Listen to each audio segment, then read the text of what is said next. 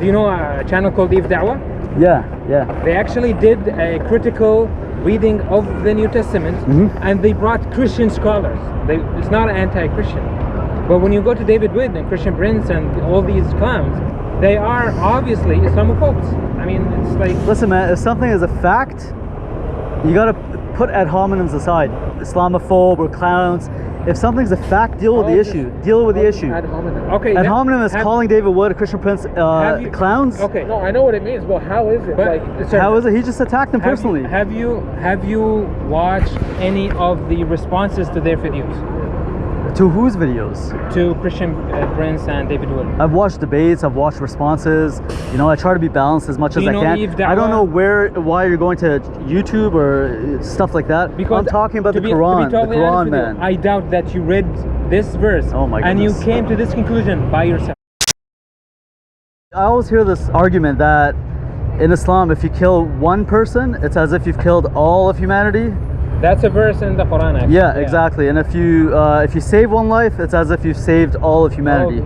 Correct? Yeah, correct. Okay, now can we look at that verse in the Quran? Do you guys mind? Yeah. Do you have it? Yeah, I have it, yeah. Yeah, go ahead. The general, majority of Muslims say Islam is peaceful. Where in this verse does it say this is a command for Muslims?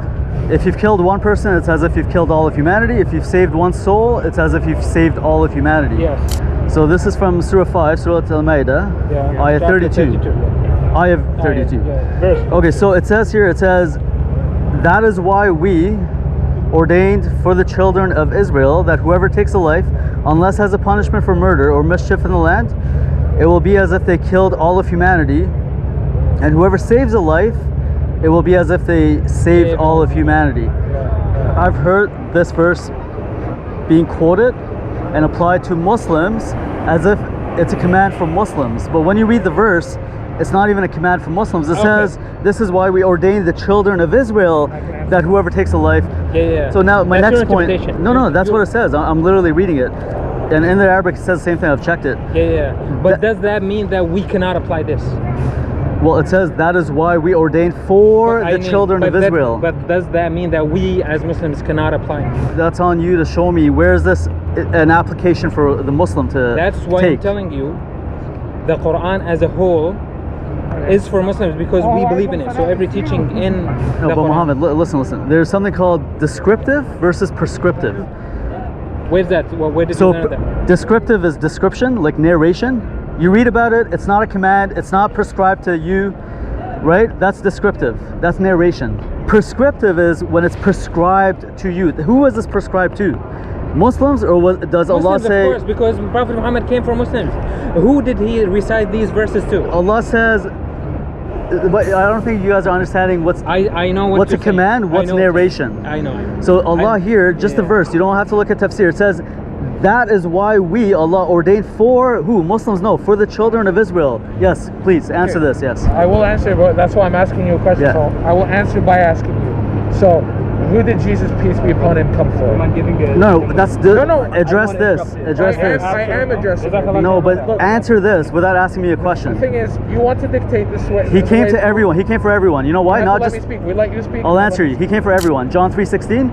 He said, for God so loved the world that he gave his only son, that whoever believes. That's not Jesus speaking. That's Jesus speaking, yes. John 3:16 is Jesus speaking. That's John. Okay, where in the Quran does Jesus speak? Hold on. We did not claim that the Quran is the speech of Jesus. We claim that the Quran is the word of God. But do you claim that the Bible is the... I don't want to change topics, but in the Quran, Jesus apparently speaks. That God speaks on the tongue of Jesus. What's that? God speaking, paraphrasing, or No, it's a quotation. It's when Jesus was in the cradle, he says, I am a slave of Allah. It's a quotation of Jesus in the Quran. Apparently Jesus said that. But I just want to go back to this. You can discuss it. We have a good talk there. So my point is, this verse, not only was it not prescribed or commanded for Muslims, it was commanded for the children of Israel, but I thought you left the conversation, man. But just curious. But you're coming back. What YouTube channel did you get this from? No, I read the Quran myself, man. I read the Quran myself. I think it's, I don't know. He reads the David Quran Wood. Okay. What you're trying to do, you Listen. Go ahead. What you're trying to do is you're trying to dictate this conversation. What you're trying to do. I want an answer. But when I'm trying to give you an answer, you're saying no. You're going to Jesus, and who did Jesus come to? And I answered it. He came for everyone. I'm going to make a syllogism. Go ahead. Go to question to question, and then I'll get your answer. Yes. So please let me speak. Okay? So Jesus came for who? I already answered that. Everyone. I did not come except for the house or Israel. And then John 10, he says there are other sheep that must come into this fold as well. John 10, have you read that? Other sheep. So Israel is one fold. Gentiles are the other fold. John 3:16, whoever believes, he says. Great. That's your answer, man. Now let's get back to this. No. We're still not done. I just answered. I'm doing exactly what you're doing. It's my turn to speak, just like it was. Okay, go ahead. If you want to dictate the I just want an answer, man. Like, it's very simple. We're gonna set ground rules. You're gonna talk, I'm gonna talk. It's my turn to talk. If you interrupt, walk on. Go ahead. So this is how it's gonna work. So if it says that Jesus came for the lost sheep of the house of Israel, I already answered you. I said in John 10, I can show you. Jesus says there's other sheep that must come into this fold. Okay, that's fine. Do you want me to show you? This is something you probably haven't seen or heard, because people always quote that verse that you quoted, that he only came for the children of Israel.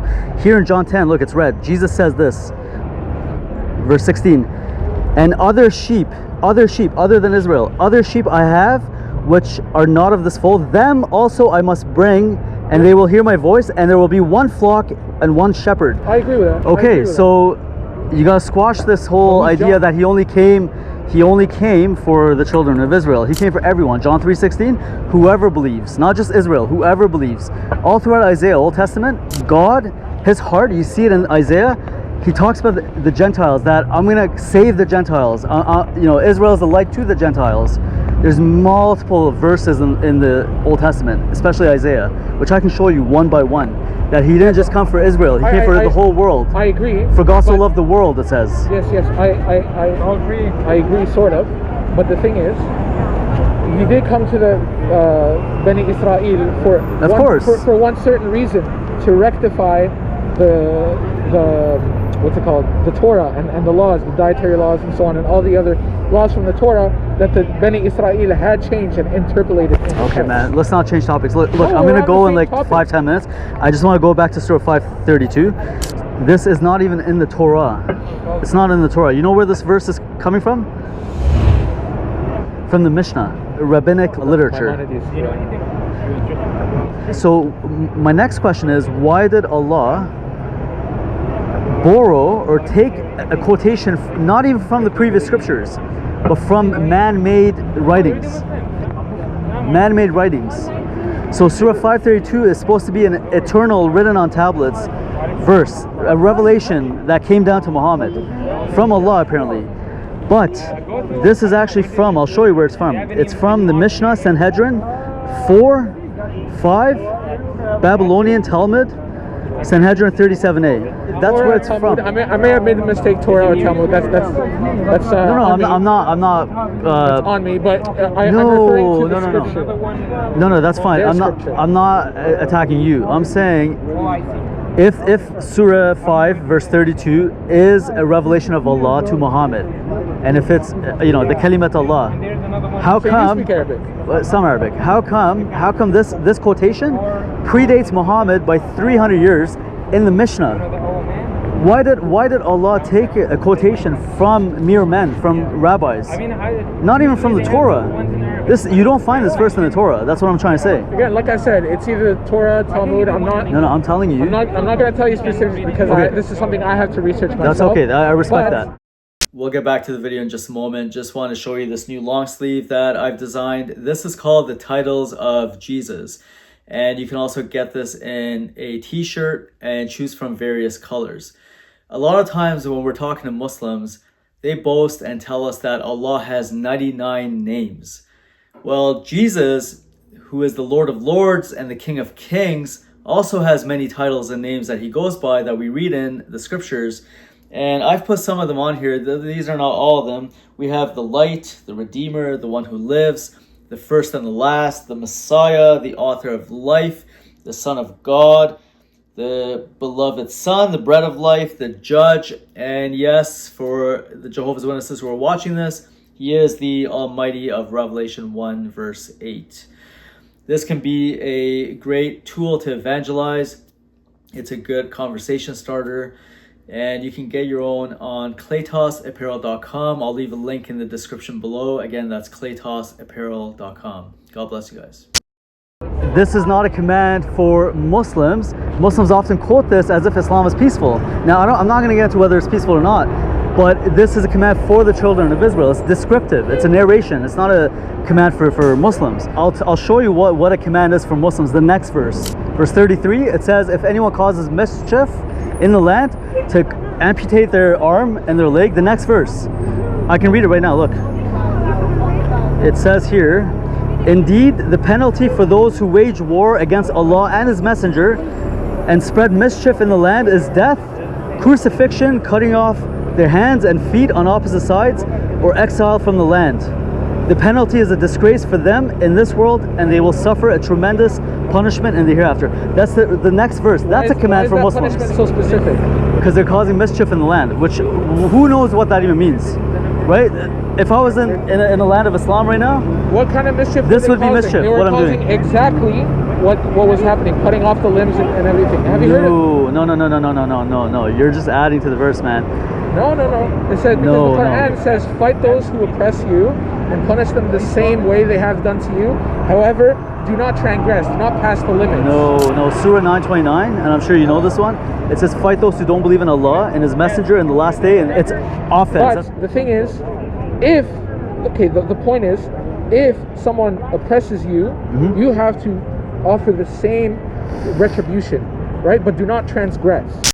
Okay, let me just pause the video for a second. The reason why what he's saying makes no sense to what the verse is saying is the verse is not saying if someone kills you or if someone crucifies you or if someone cuts off your hands and feet, then you should do the same thing. The verse is saying specifically that the penalty for those who wage war against Allah and His Messenger and spread mischief in the land, the punishment would be death, crucifixion, cutting off the hands and the feet, or exiling them from the land. Right? So like you said, cutting off limbs and everything. That's a command, man. That's a command. So that in comparison to the previous verse. Command. Great. To Muslims. If a non-Muslim cuts off someone's hands, you have to do the same. No, it says whoever causes mischief in the land. Now you define mischief. You define it. Mischief? You're the Muslim, right? So what is mischief? Or should we look at the tafsir? You want to look at the tafsir? Please, what mischief is? Okay, let's look at the tafsir. So before we look at the tafsir, and I have it here, verse 32 is not a command for Muslims. So, not you guys, but Muslims should stop using it as if, oh, Islam is peaceful. If you kill someone, it's as if you kill the whole world. This is a narration of something Allah apparently said to the children of Israel, which is not even in the Torah. It's in the Mishnah. What's up, Muhammad? Yeah, man. You guys gotta go? Time is up, yeah. 30 minutes, we just keep doing Dawah? Yeah. What's your name again? HOSSEIN. HOSSEIN, you were from? Iraq. Yeah, man. Where are you guys from? I'm Moroccan. Moroccan, okay. Syria. Okay, nice. Look, man, if I came in hot, I have a question. Yeah, right? And you guys are here. I think you watch a lot of videos, David Wood. Listen, man, I used to be a Muslim. I used to be a Muslim. I don't think so. You don't think so? My name's HOSSEIN. What do you know about Islam? Having an Arab name does not mean you're a Muslim. Being an Arab does not mean you're a Muslim. It's like, I understand that. I don't need to, but I understand that. But I read the Quran, right? I study it as much as I can. Okay. I don't know you. You don't know me, right? But for you to assume I got this from somewhere, I mean, first of all, that's kind of hypocritical because you guys always get stuff from anti-Christian I didn't say websites. I didn't get it from not anti-Christian. I wouldn't say anti-Christian. Anti what? Do you know a channel called Dawah? Yeah. They actually did a critical reading of the New Testament, and they brought Christian scholars. It's not anti-Christian. But when you go to David Wood and Christian Prince and all these clowns, they are obviously Islamophobes. I mean, it's like... Listen, man, if something is a fact, you gotta put ad hominems aside. Islamophobe or clowns. If something's a fact, deal with the issue. Ad hominem. Okay. Ad hominem is calling David Wood, a Christian Prince, clowns. Okay. No, I know what it means, but how is it? How is it? He just attacked them personally. Have you watched any of the responses to their videos? To whose videos? To Christian Prince and David Wood. I've watched debates, I've watched responses. You know, I try to be balanced as much as I can. I don't know why you're going to YouTube or stuff like that. Because I'm talking about the Quran, man. I doubt that you read this verse and you came to this conclusion by yourself. I've read the Quran and I'm currently reading the Quran. Just so you guys get my point. What I'm saying is this is not even in the Torah. That's what I'm saying. It's in the Mishnah, rabbinic literature. So if this verse apparently is eternal, written on tablets from Allah. Did the Quran say that I am quoting the Bible? It says this is what we ordained the children of Israel. They should blah blah blah blah. I repeated a million of times. So follow suit. But I'm telling you right now, it's not in the Torah. It's not in the previous scriptures. Why does it have to be in the Torah? It's written by mere men, and Allah borrowed from rabbis and put it in the Quran. Don't you think they corrupted their own text? So are you guys getting my point? Why is that the only possibility that you can see? Because it's a fact. I will show you right now. Look. What if it was in the Torah and then it was removed? It's not. No. Well, you got to prove that. There's no proof that the Torah has been corrupted. I can prove that the other things were removed from the Torah. Like what? Like what? Yeah, like what? Do you have a Bible? I have one right here, yeah. Yeah, do you know where... Okay, I can check. Now, you're shooting yourself in the foot. You're shooting yourself in the foot because the Quran, it confirms the whole Bible. Especially the Torah. Oh, have a good day, man. Whoa! Do you know Eve Dawah? Do you know Eve Dawah? Why are you jumping to channels, man? Well, there it is, ladies and gentlemen. Just like that, they cut the conversation off. They're not prepared to be confronted. They change the topic, and then they attack the Bible and say the Torah is corrupted without any evidence. I mean, what do you expect? Imagine this was me doing dawah, and then I claim that the Quran is corrupted, but I show no evidence. Or let's say I'm there in public, and a Muslim comes up to me, and I just say, well, that's just your interpretation. All right, Mohammed, thank you for your time. Hossein, yeah. Mahdi. It's a typical sort of ex-Muslim way. Oh, man. Come on, man. Stop attacking personally. I never attacked you guys personally. I'm not slandering you. You just said typical of ex-Muslims, man. Of course. Why would you say that, man? But again, like, I would say that... you should expect this. It's that territory, right? Absolutely. We're expecting this. But when it's kind of useless... How's it useless, man? Do you not have detractors that talk down against Christianity and Jesus? We're going to... it's okay. Anyway, okay. Take care, guys. Take care. Let's do something and then... All right. Okay. Thank you for your time. All right, take care.